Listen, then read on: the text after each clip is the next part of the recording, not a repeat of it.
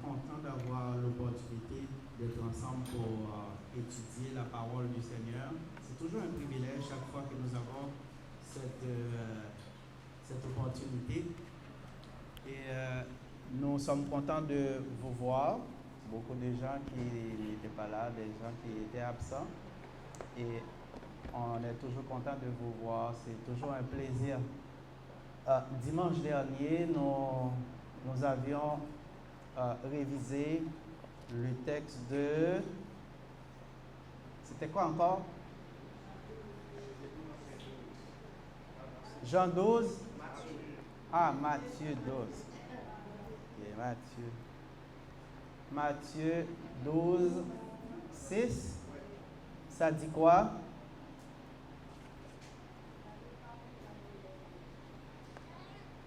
Matthieu 12, 6. Qui peut faire la lecture? Matthieu 12, 6 à 8.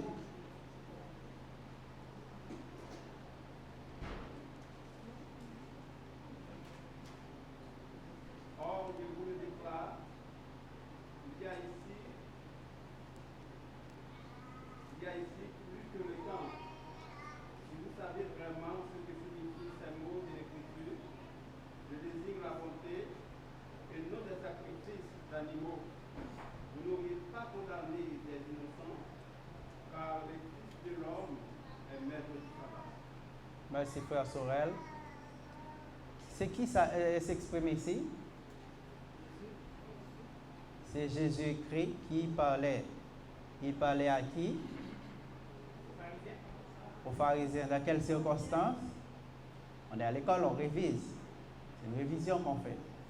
Dans quelles circonstances?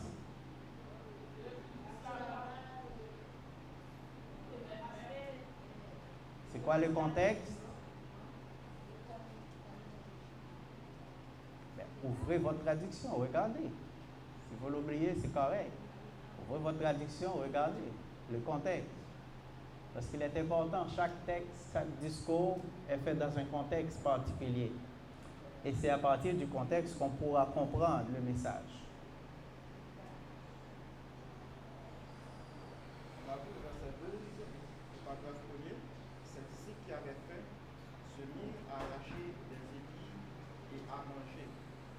Les pharisiens voyant cela lui dirent, voici, tes disciples font ce qui n'est pas permis de faire pendant le sabbat.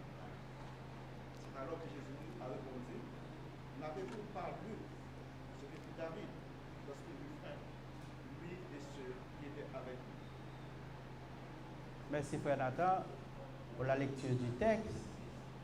Mais j'aimerais que vous compreniez, lorsque Jésus-Christ a dit, il y a ici plus grand que le temple. Pourquoi il a dit ça? Parce qu'on est à l'école. Vous l'avez expliqué. Il faut que vous puissiez nous rappeler ce qui a été dit. Il est plus grand que le temple, donc lui, il parle de lui, mais pas vraiment du temple. L'architecte est plus grand que le temple. OK. Donc, quelqu'un d'autre pour ajouter? Les disciples étaient en chemin, faisaient du chemin avec Jésus, le jour du sabbat certainement, et ils avaient faim. Parce qu'ils avaient faim, ils se sont mis à cueillir des épis et à les manger. Maintenant, les pharisiens qui trouvaient que c'était anormal de faire ça, ils se mettaient à leur reprocher. Jésus, par contre, leur a rappelé que ce qu'ils faisaient, ils le faisaient pour une raison bien déterminée. Et la raison, c'est qu'ils avaient faim. C'est pas parce qu'ils voulaient désobéir au sabbat, mais c'est parce qu'ils avaient faim. Et comme il y avait eu un précédent, alors Jésus a profité pour leur rappeler que David faisait la même chose, parce que lui aussi avait faim, et tous ceux qui l'accompagnaient, ils sont allés dans le temple, ils ont mangé le pain de proposition qu'il ne leur était pas permis de manger. Donc, par conséquent, Jésus allait leur faire comprendre que il y a quelque chose d'important qu'il fallait qu'il se rappelle. Le sabbat a été donné pour l'homme et non l'homme pour le sabbat. Donc, c'est pour cette raison qu'il va faire le parallèle en disant qu'il y a plus grand que le temple parce que Jésus était avec les disciples et ils avaient le privilège de comprendre ce que les pharisiens n'avaient pas encore compris. Ce qui était que le jour du sabbat, on peut faire du bien, tout comme ils avaient l'habitude. Si un animal est tombé dans un trou, ils avaient l'habitude d'aller le chercher. Donc, ils pouvaient aussi faire du bien le jour du sabbat. En gros. Merci. Merci à vous tous qui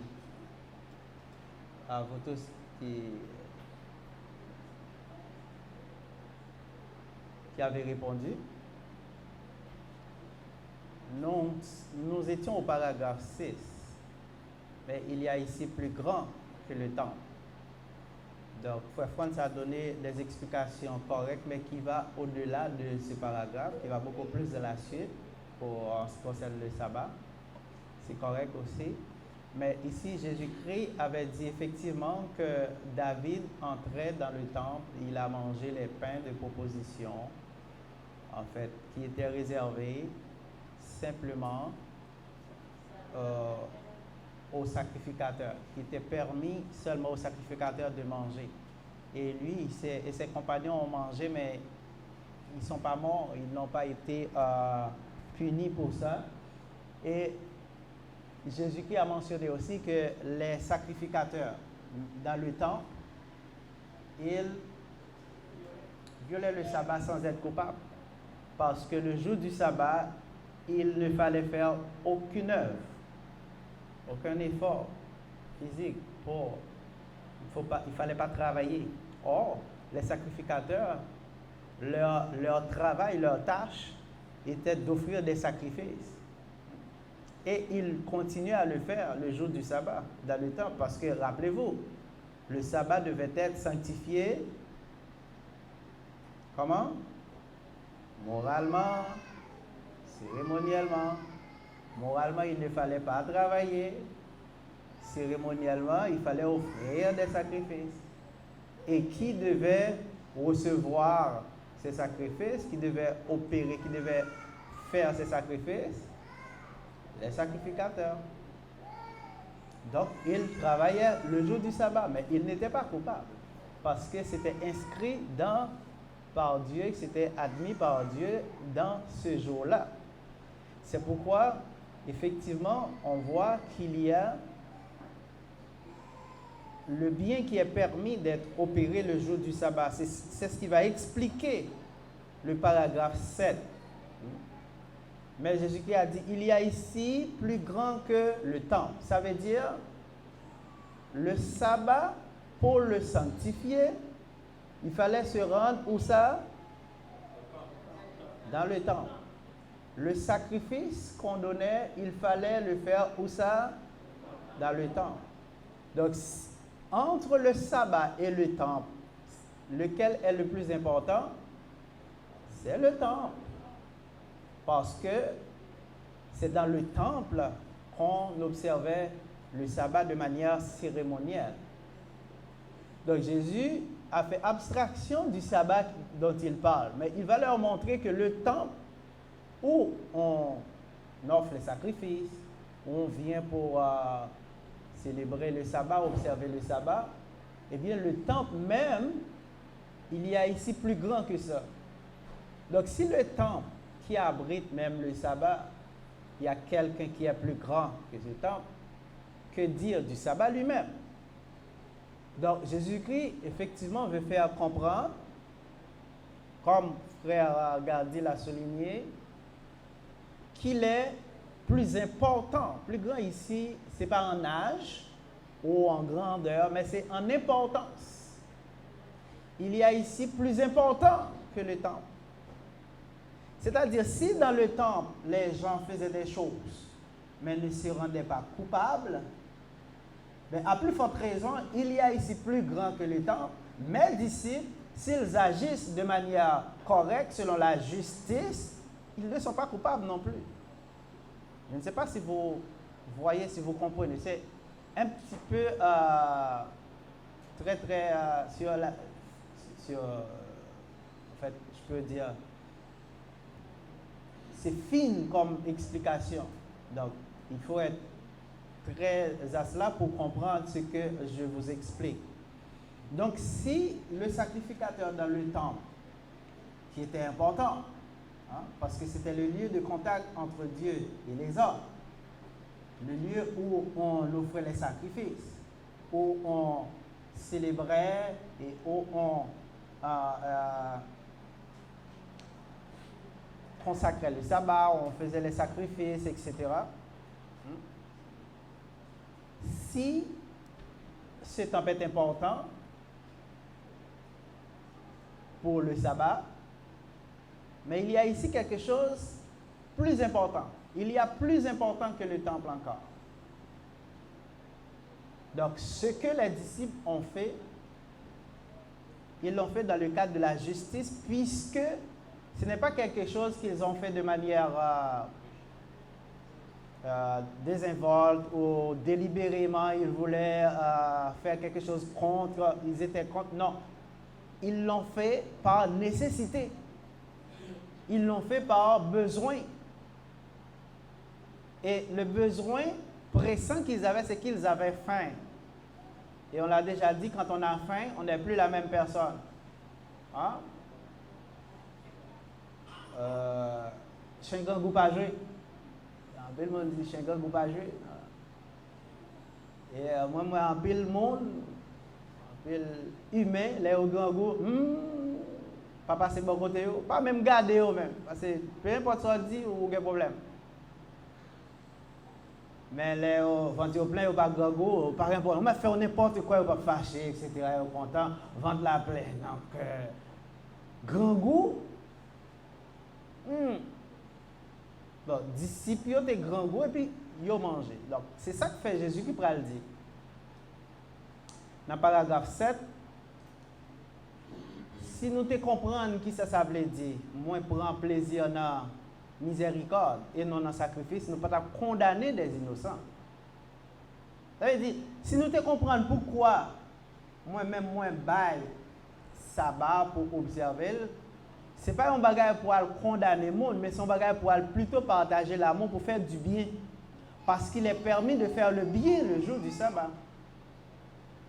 Et dans l'autre conversation, Jésus-Christ a gagné avec eux, il dit, combien de nous, si nous gagnons, Jésus-Christ a fait une chose extraordinaire, un miracle, il a ouvert les yeux, un monde qui a guéri un malade, je ne me rappelle pas spécifiquement l'événement, mais c'était dans ces cadres-là. Et il t'a reproché parce qu'elles font miracle le jour du sabbat. Et Jésus-Christ a dit, combien d'entre nous, si nous avons une bête qui tombe dans un trou le jour du sabbat, nous ne pouvons pas faire façon pour nous mettre le dehors. Il y a une bête, oui, ou un bourrique, ou un cabrit, ou n'importe qui bête qui tombe dans un trou, ou pas l'arranger pour mettre le dehors parce que si vous ne pas faire le sortir, il va mourir. Vous faites un bien. Mais comment faire nous trouver, nous fâcher parce que nous délivrons un humain dans une maladie, dans une situation terrible que liée. Il est permis de faire le bien le jour du sabbat. Donc le sabbat, ce n'est pas un jour de côté bon Dieu apprend des sacrifices. Sacrifice ça, c'est à qui ça lié. Si il y a un qui a un problème, c'est sabbat, ou mettre mourir, je ne peux pas aider. C'est sabbat.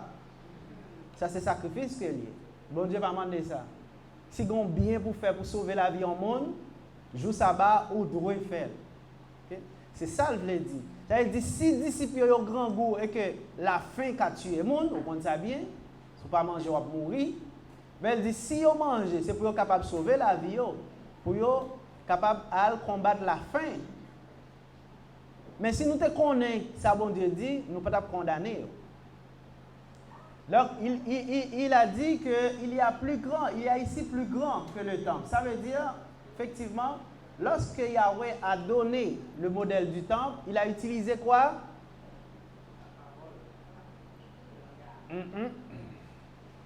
Je répète. Lorsque Yahweh a donné le modèle du temple, il a utilisé quoi? Le langage. Donc, c'est quoi le langage? Le langage n'est pas la parole. La parole se trouve à l'intérieur du langage. On l'a expliqué. Combien de formes de langage qui existent? Une seule? Il existe plusieurs formes de langage. Exemple? Il y a le langage écrit. Il y a le langage verbal. Et on utilise quoi? La parole, les mots. Le langage écrit, on utilise toujours les mots, mais de manière silencieuse, à l'écrit. On ne les prononce pas, on n'utilise pas le code vocal. Et il y a aussi le langage mimique, qui consiste à faire des signes. Il y a aussi le langage corporel qu'on peut trouver, parce que quand vous mentez, quand vous parlez, eh bien, on peut détecter si vous dites vrai ou faux. Hein? Le corps peut parler sans dire un mot, sans faire un geste. Hein? C'est différent du langage mimique, du langage gestuel. On fait des gestes pour les sourds-muets, ou on peut avoir des gestes qu'on fait pour prouver pour communiquer avec quelqu'un d'autre qui ne parle pas, qui n'entend pas. Okay? Il y a le langage qu'on peut utiliser, mais ça c'est visuel. Il y a aussi le langage corporel, comme je dis, qui est silencieux, et le corps parle à travers ses pulsions. Hein? À travers, je ne trouve pas d'autres mots, mais vous avez déjà vu ou entendu parler de ce qu'on appelle détecteur de mensonges. Ben, c'est des capteurs qu'on met sur la personne. Hein? On met des choses sur vous, des capteurs qui vont en quelque sorte révéler les réactions qui se passent à l'intérieur de vous lorsque vous parlez. Si vous dites vrai, il y a une courbe qui va être tracée, mais si vous mentez, ça va sauter parce que vous allez avoir la palpitation et l'aiguille va devenir folle parce que ce que vous dites, ce n'est pas la vérité. Quelque chose comme ça.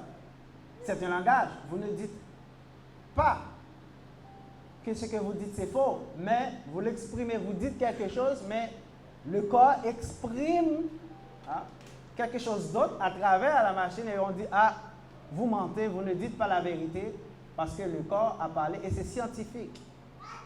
Mais bien sûr, il y a des gens qui arrivent, les professionnels, ils peuvent arriver à contourner ça parce qu'ils sont tellement très fins menteurs, ils peuvent arriver à s'en sortir. Mais juste pour vous dire qu'il y a plusieurs formes de langage. Donc la parole est une forme de langage. Donc lorsque Yahweh a donné le modèle du temple, il a utilisé le langage, mais sous forme écrite. Parce que David a reçu de Yahweh le modèle du temple. Et il a dit que Yahweh lui a donné cela par écrit, on l'a déjà vu. Donc maintenant, quand Yahweh s'exprime, qu'est-ce qu'il utilise? Le langage. Donc Jésus-Christ, c'est le langage d'Élohim. Jean 1er. Le verbe, c'est le synonyme de langage. Au commencement était le verbe était avec Dieu, le verbe était Dieu. Verbe égale langage. Et c'est pourquoi vous allez voir dans la suite du texte, en Jean 1er, il va dire, il était au commencement avec Dieu, hein? Il a tout créé, il a donné le pouvoir à tous ceux qui l'acceptent de devenir enfants de Dieu. Si vous regardez Jean 1er 12, si je ne me trompe, vous allez voir. C'est il, ce n'est pas elle. Pourquoi? Parce que c'est hologos qui a utilisé équivalent français de le verbe, le langage. Donc, ce n'est pas la parole Parce que ici, on comprend bien, si on considère Jésus-Christ juste comme la parole, on va avoir certains problèmes d'expliquer comment que Jésus-Christ est le Dieu créateur. Parce qu'il est dit, il a tout créé. Tout ce qui existe, existe par lui. Tout a été créé par lui et pour lui. C'est ce que la Bible révèle. Et c'est ce qu'on comprend aussi lorsque Yahweh, Elohim, lorsque Elohim était à l'œuvre, lorsque vous lisez Genèse 1er, vous voyez qu'est-ce qu'il a utilisé? Le langage. Pour créer, il a utilisé le langage. Il a dit que la lumière soit et la lumière fut. Donc, dès que Elohim s'exprime, donc il s'exprime par sa capacité intellectuelle. C'est le langage. OK? C'est clair pour nous tous, pour vous tous? C'est clair pour tout le monde? Oui?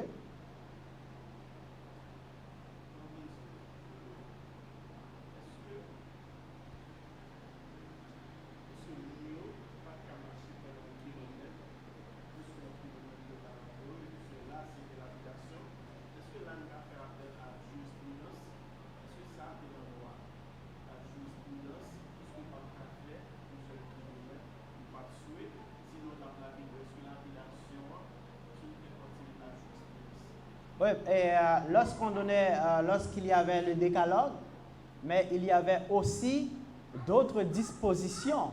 Hein? Il y avait aussi les lois cérémonielles, okay? D'autres lois qui se greffaient sur la loi principale. Ça arrive dans... c'est la structure même de la législation. Il y a la loi mère. Il y a d'autres lois spécifiques qui peuvent découler de la loi mère pour aller régler une question en particulier. Mais vous n'allez pas trouver tout dans la loi principale. La loi principale, c'est comme la loi générale. C'est comme vous prenez la constitution.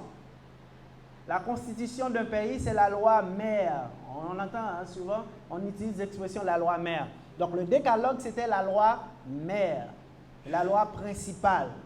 Et toutes les autres lois, les lois cérémonielles, comment les sacrificateurs devaient offrir les sacrifices, qu'est-ce qu'il fallait faire, pour quel animal il ne fallait pas manger, etc. Ça, c'était des lois spécifiques qui découlaient principalement de la loi du décalogue. Donc, ce dont tu parlais découle de ces lois spécifiques-là, mais pas dans la loi principale. C'est comme dans tous les pays, il y a une loi principale et puis vous allez trouver des lois spécifiques pour chaque domaine d'intervention. Par exemple, il y a la loi du travail qui régit le secteur du travail. Il y a la loi fiscale qui régit le secteur fiscal, l'aspect fiscal. Il y a des lois municipales, il y a toutes sortes de lois pour chaque chose, mais toutes ces lois doivent respecter une loi principale, la charte principale du pays. Comme on est au Québec, il y a une question avec la Constitution, etc. Le Québec n'a pas signé, et patati et patata, ça c'est politique. Mais ces lois ne peuvent pas déroger à la loi principale qui existe dans le pays. Hein? Ils doivent tous s'aligner. C'est pourquoi vous allez voir, des fois, on attaque certaines lois devant les tribunaux, parce qu'on dit que cette loi est anticonstitutionnelle. Et la Cour suprême, qui était le Sanhédrin, dans l'époque qu'on parle, eh bien, cette Cour est là pour statuer, pour dire est-ce que cette loi est conforme ou non à la Constitution, et la Cour suprême peut déclarer une loi anticonstitutionnelle, et à partir de ce moment, la loi tombe. Et ça, c'est comment ça fonctionne dans la structure judiciaire, dans la législation. Oui. Tantôt, le parallèle que tu as fait entre les sacrificateurs et les disciples de Jésus-Christ, et par rapport au sabbat, est-ce que c'est, pour les disciples, est-ce que c'est d'une manière générale, ou du moins c'est aussi juste par rapport aux femmes? Je ne sais pas si tu as bien. Ouais, je ne sais pas si j'ai bien compris la question, mais... Les travaillaient ce jour-là, ils ne tenaient pas le sabbat. Comme les disciples, étant donné que ce sont les disciples de Jésus-Christ qui étaient considérés comme plus grands que le temple. Non, ce n'est pas les disciples. Non, alors Jésus-Christ. Ouais. Donc, les disciples de Christ, ouais, et quand ils agissaient, ils le faisaient dans le bon sens. Ils agissaient par justice, par nécessité. Donc, ils étaient limités dans le sens de pratiquer la justice. Non, le bien, de manière générale, Jésus-Christ l'a dit, si vous avez un animal qui est tombé dans un trou, n'allez-vous pas l'aider à s'en sortir? Hein? Il est permis de faire le bien le jour du sabbat. Il est permis de faire le bien. Mais les disciples, eux autres, ils n'avaient pas fait de bien à quelqu'un d'autre, mais à eux-mêmes, parce que c'est eux autres qui avaient faim. Donc, ils ont mangé, mais on ne peut pas les condamner parce qu'ils ont faim et qu'ils mangent. C'est ça l'affaire. Donc, ce qu'ils ont fait, c'est quelque chose qui s'inscrit dans le cadre du bien, mais pas une chose pour être condamné parce que c'est par nécessité qu'ils l'ont fait. En fait, dans ce même contexte, par rapport au sabbat, de nos jours, moi j'entends souvent les gens, surtout les professionnels de la santé, ils disent voilà, et non, ils disent non, c'est pas grave si je travaille le dimanche, le samedi, non. Le samedi. Parce que non, mais ça c'est pas pour sauver des vies. Non, ça c'est pas un problème. Ils peuvent travailler le samedi comme ils veulent parce que il faut comprendre qu'on n'est plus sous cette loi-là. Non, je comprends. Bon, ok. Mais alors, dans leur tête, c'est que c'est encore là, c'est qu'ils peuvent faire ce qu'ils veulent, et travailler surtout pour sauver des vies, mais pas en handicap, surtout au sabbat. Est-ce que si on restait dans ce contexte-là, c'est sûr que... On ne va même pas dans le contexte parce que ça n'a plus, c'est plus en vigueur, donc on ne va même pas dans ça. Ça n'a aucune importance. Ok, on va faire dans le temps. Alors on dit, parce que là, on en parle quand même. On en parle. Si on en parle, que ça fait... C'est plus pertinent parce que le sabbat n'est plus. Le sabbat n'est plus. Donc, que quelqu'un le dise, prenez l'exemple par rapport au premier jour de la semaine. Ça a de l'importance. Mais peu importe ce que quelqu'un fait le samedi, ça n'a pas d'importance. Parce qu'il n'y a plus de question de sabbat. Non, c'est inexistant. On ne perd pas son temps à en parler. C'est une perte de temps. En parler, c'est une perte de temps parce que ça n'a aucune pertinence. Hein? Non, on ne va pas ouvrir de parenthèse sur quelque chose qui n'a pas de pertinence. Ça, c'est juste si on va discuter après, on va opiner, ok, mais de toute façon, ça n'a pas d'importance. La personne est dans l'erreur. On le dit haut et fort, il est dans l'erreur. Cette personne est dans l'erreur parce que cette loi était spécifique pendant une période à un peuple bien déterminé. C'est comme vous venez au Canada et puis vous dites, bon, je ne vais pas respecter la loi canadienne, mais moi, comme je suis haïtien, je vais respecter la constitution haïtienne, les lois haïtiennes ici au Canada. Et vous allez vous trouver dans de beaux draps.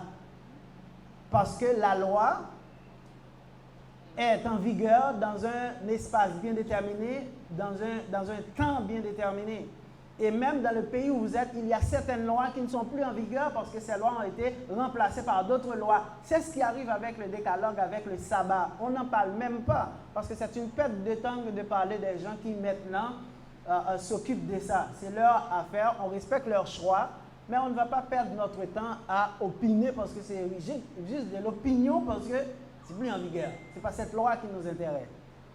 Il y a quelqu'un qui dit que je travaille le samedi, je suis observateur du sabbat, mais je travaille le samedi à l'hôpital pour sauver des vies, etc. C'est son affaire. Je ne vais pas opiner là-dessus. C'est son affaire. De toute façon, qu'il travaille ou qu'il ne travaille pas le samedi, ça ne veut rien dire. Donc, on ne peut pas violer une loi qui n'est pas existée. On ne peut pas violer une loi qui n'existe plus. On ne peut pas vous juger sur une loi qui a été remplacée. Hein? Dès qu'on promulgue une nouvelle loi, l'ancienne loi est dépassée et caduque. Si on va vous juger, on ne va pas utiliser l'ancienne loi pour dire, bon, vous avez péché maintenant, ou vous avez fait quelque chose maintenant, c'est cette loi qui est en vigueur, mais on va utiliser l'ancienne loi parce qu'il y a beaucoup plus de châtiments dans l'ancienne loi. Non, c'est la loi qui est en vigueur pendant le moment où vous avez fait l'infraction. C'est cette loi qui va vous juger, qu'on va utiliser pour vous juger. Ce n'est pas la loi qui est dépassée, la loi caduque. Mais c'est ça qui arrive avec certaines personnes, certains groupements religieux. Ils utilisent une loi caduque, une loi dépassée pour, en quelque sorte, diriger leurs actions présentement. Donc, vous êtes dans l'erreur totalement parce qu'on ne peut pas utiliser une ancienne loi pour juger quelqu'un qui a péché sous l'égide d'une nouvelle loi. C'est un non-sens. Parce qu'on n'est plus sous la loi mosaïque, on est sous la loi... Sous quelle loi nous sommes? Sous la loi de Christ. Nous sommes sous la loi de Christ. Donc, tout ce qu'on fait, c'est par rapport à la loi de Christ. Et la loi de Christ, on ne voit pas là-dedans, à aucun moment de la durée, où Christ a fait la promotion de l'observation du sabbat. Parce qu'il y a un jour, le jour que le Seigneur a fixé, il devait exprimer une nouvelle volonté, une seconde volonté. Donc, suivant la seconde volonté, qui est un deuxième testament, ou une deuxième alliance, il y a une nouvelle loi, un nouveau sacerdoce. Dès qu'il y a un changement de loi, un changement de sacerdoce, changement de loi. Donc on ne peut pas être dans un nouveau sacerdoce avec l'ancienne loi. Ça n'a pas de sens.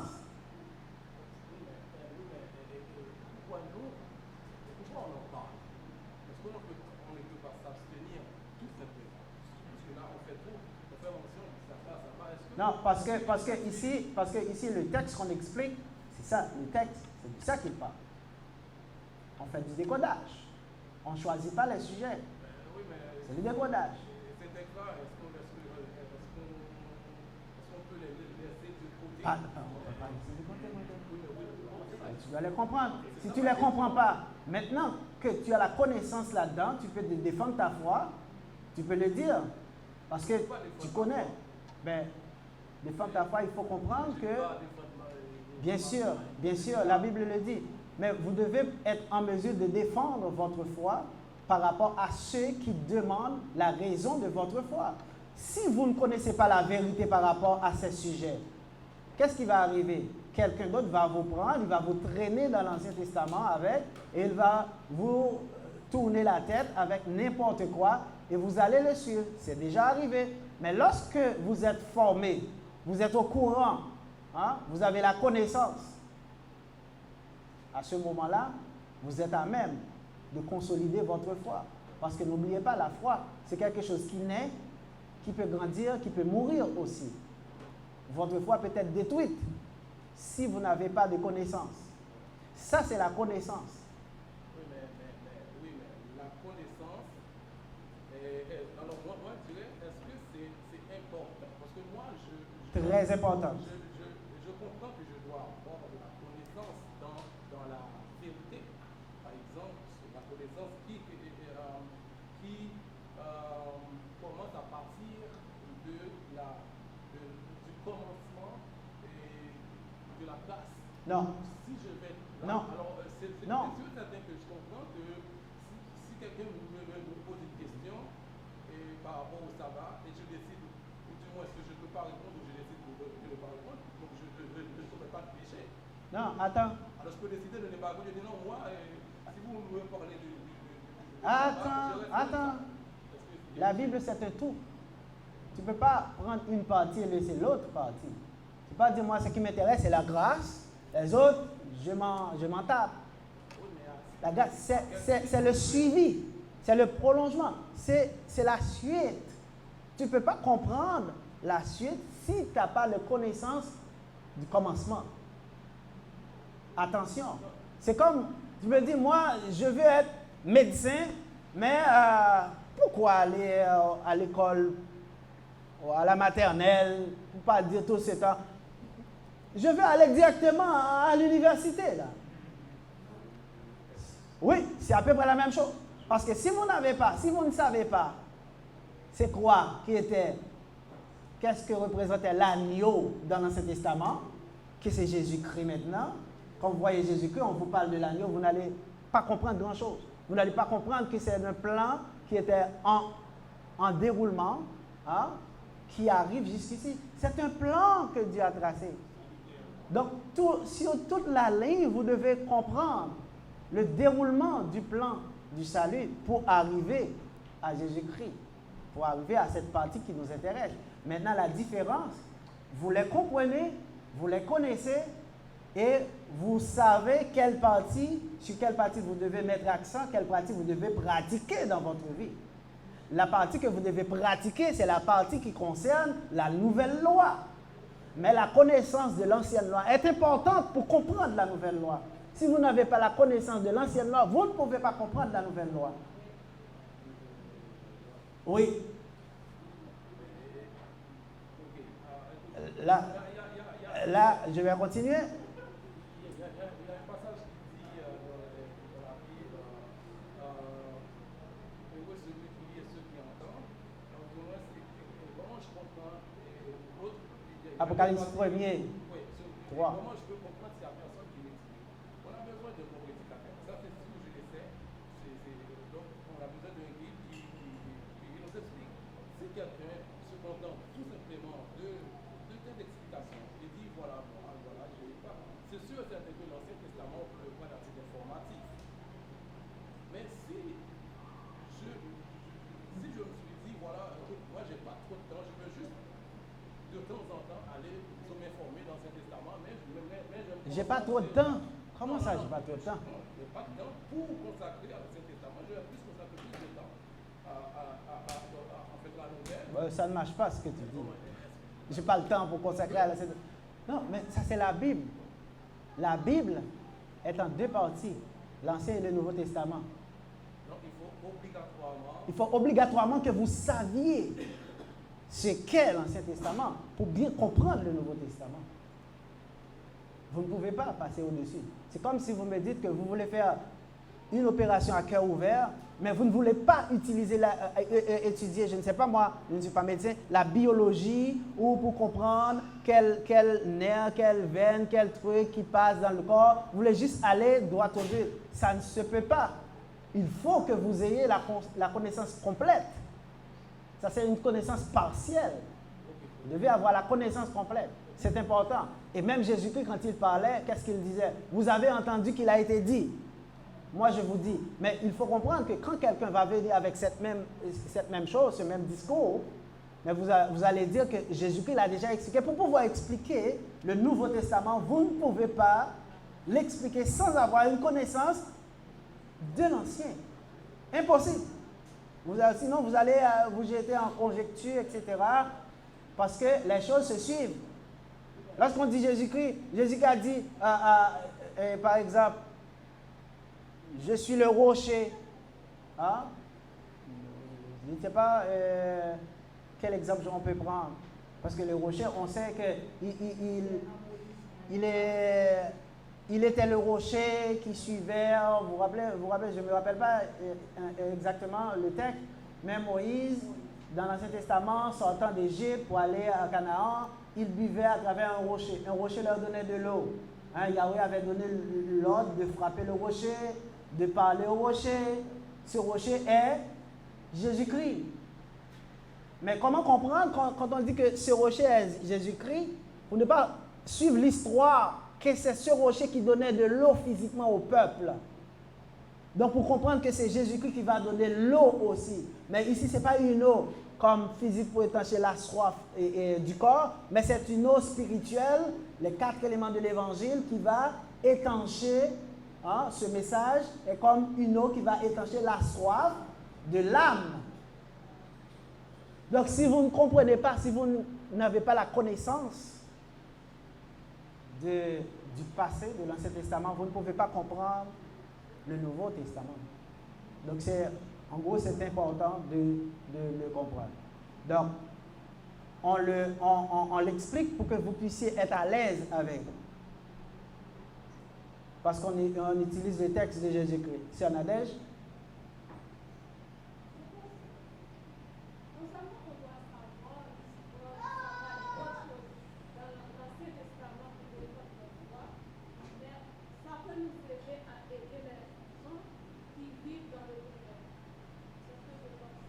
Ben, bien sûr que ça aide à éclairer, à ouvrir les yeux, parce que maintenant qu'on vous explique, vous connaissez la vérité, mais vous avez plein d'amis qui sont encore dans les ténèbres, comme ça a déjà dit, dans les ténèbres, parce qu'ils ne comprennent pas, ils ne voient pas. Ils sont restés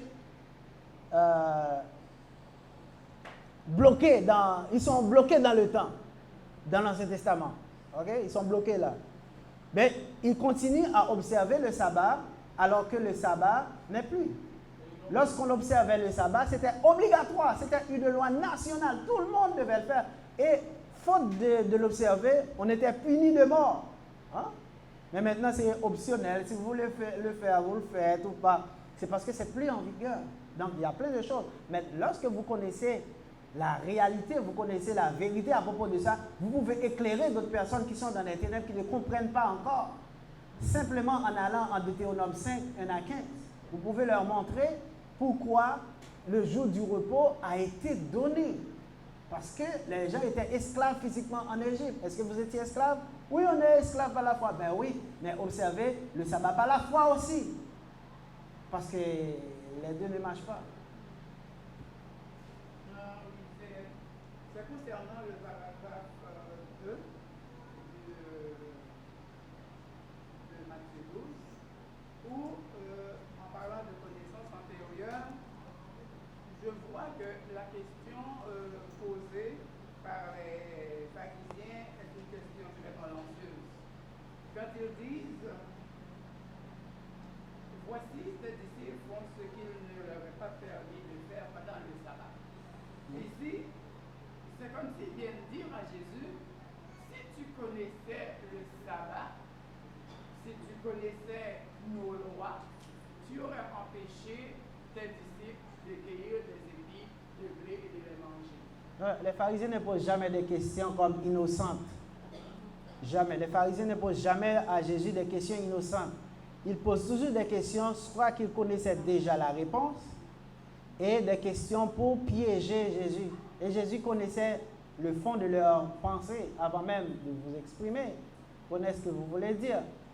C'est pourquoi il savait qu'ils étaient toujours en mode de tentation.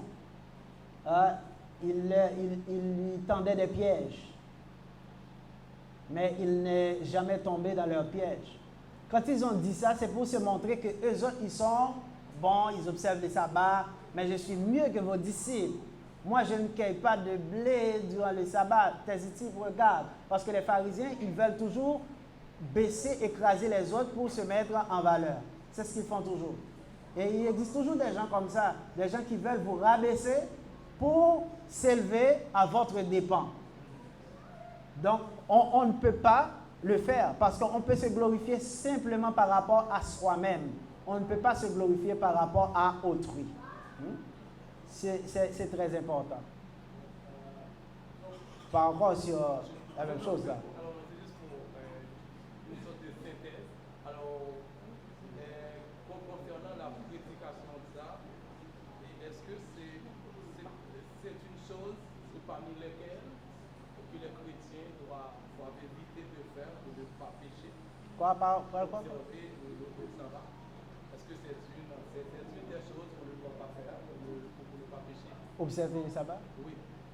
Parce que tu parles de chrétiens, ça ne marche pas ensemble. Non, il faut éviter de tomber là-dedans. Non, je veux dire que c'est sûr que tu as dit il faut défendre notre foi. Non, oui. C'est-à-dire, c'est éviter de tomber là-dedans. Oui. Pour ne pas pécher. C'est une des choses. C'est dans la liste des choses. Oui, d'accord. Oui, allez, je t'écoute, je te suis. Alors, Ok. c'est ça Allez. L'objet de la prédication. Non, c'est de te dire que tu n'as pas à accorder d'importance à ça. On t'explique pourquoi. Tu n'as pas besoin d'accorder d'importance à ça comme font certaines personnes. Parce que ce n'est plus en vigueur. C'est ça. Donc, tu n'as pas besoin d'observer ça pour avoir la vie. Donc, le sujet était clos à ce moment-là. Donc, c'est très simple à ce moment-là. Oui, parce que c'est la connaissance que tu dois avoir pour savoir comment marcher et comment parler, comment partager la foi. C'est la connaissance qui va te permettre de l'avoir. C'est pourquoi qu'il faut embrasser tous les sujets, qu'il faut comprendre tous les sujets, parce que si quelqu'un vient te parler de quelque chose dont tu n'as jamais entendu parler, tu vas être bredouille. Parce que tu ne peux pas aller voir, tu ne peux pas savoir est-ce que c'est vrai, est-ce que c'est faux, j'ai jamais entendu ça, etc. Mais lorsque tu as déjà étudié la question, quand ça vient, tu es à l'aise, tu peux répondre et ça ne t'ébranle pas. C'est de ce côté, premièrement, que la connaissance est importante. Alors, lorsque je dis c'est simple, la réponse est claire. Dès qu'une personne essaie de nous justifier sa foi par rapport au sabbat, on dit regarde, de toute façon, cette loi n'existe pas. Tu peux me dire ce que tu veux. Tu peux faire ce que tu veux. Parce que la loi n'existe pas. Ouais, mais tu peux aussi l'aider aussi parce que la personne est dans les ténèbres. Tu peux aussi l'aider aussi. C'est pour ça que tu dois avoir la connaissance. Si tu n'as pas la connaissance, tu ne peux pas l'aider à voir. C'est ce qu'on dit. Tu ne peux pas l'aider à avoir. Oui, ils ont la coin de Dieu, il n'y a pas de problème. Mais ta tâche, c'est de répondre, c'est de l'expliquer. Tu n'as pas besoin de savoir si la personne va accepter ou pas. Ce n'est pas l'objectif. Ouais, et puis je t'explique l'évangile. On est sauvé par l'évangile. Je lui explique les 4 éléments de l'évangile. Qu'est-ce qui peut lui accorder la vie? Okay? Je ne vais pas me mettre à enseigner, expliquer, faire une étude sur le sabbat à quelqu'un. Non, ça, on le fait pour les membres de l'Église pour que vous puissiez comprendre. Mais les gens qui ne sont pas membres de l'Église, qui n'ont pas encore accepté l'Évangile, qu'est-ce qu'on leur partage? L'Évangile. Parce que c'est l'Évangile qui sauve. Si tu n'as pas de connaissance de ce qu'est le sabbat, etc., tu vas sauver ton âme de toute façon. Mais si tu n'as pas connaissance de l'Évangile, tu vas perdre ton âme. Tu comprends l'importance? Donc, je te rejoins un peu dans ce que tu disais avant. Pour être sauvé, ce qui est important, c'est l'Évangile. Ce n'est pas le sabbat. Mais pour grandir, pour expliquer, c'est la connaissance. Tu deviendras au courant de la vérité. La vérité vous affranchira. Donc, la vérité, c'est aussi l'explication qui entoure les sujets qui se trouvent dans l'Ancien Testament. Et ça vient consolider la foi qu'on a dans la Nouvelle Alliance. C'est clair pour tout le monde? Mon temps est arrivé, je vais m'arrêter ici. Est-ce qu'il y a d'autres questions? D'autres questions? C'est bon? Ok, merci, que grâce et paix de Yahweh soient à vous.